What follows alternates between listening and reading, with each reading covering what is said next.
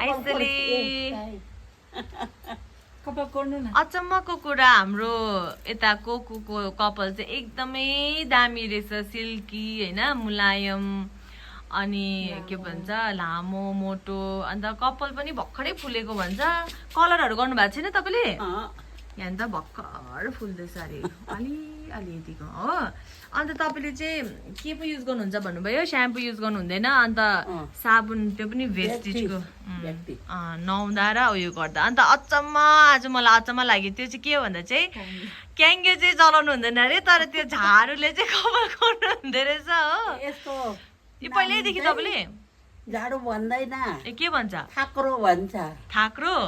ए कुन चाहिँ भाषामा राई राई भाष ठाक्रो नै हो ठाक्रो नै भन्छ होला हो खासमा त है झाडुले कहाँ यस्तो तपाईले चाहिँ फर्स्ट नयाँ किनेर चाहिँ त्यसलाई काटेर बनाउनुहुन्छ होइन यस्तै हुन्छ गाईले घाँस खान्छ अन्त यसको बोट चाहिँ कस्तो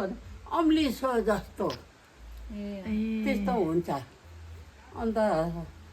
त्यो चाहिँ माथि रासिन गाउँमा चाहिँ यत्रो गरेर थियो होइन त्यो ल्याएर चाहिँ बनाएको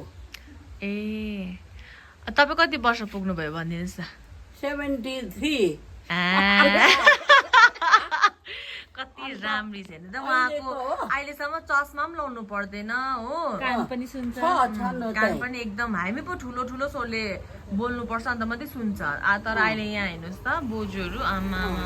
तर यहाँ हाम्रो गाउँको सबैजना बाजे बोजूहरू चाहिँ सबैजना भेजिटेरियन हो कि अनि त्यही भएर चाहिँ नि उनीहरूको हेल्थहरू चाहिँ एकदम दामी छ है लु भेजिटेरियन हुनुको फाइदा चाहिँ यो हो एकदम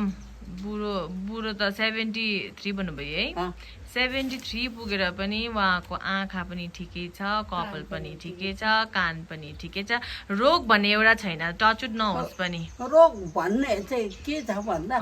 अलिअलि कोही बेला काम छ हुन्थ्यो त त्यति त हुनु पर्यो नि त अलिअलि त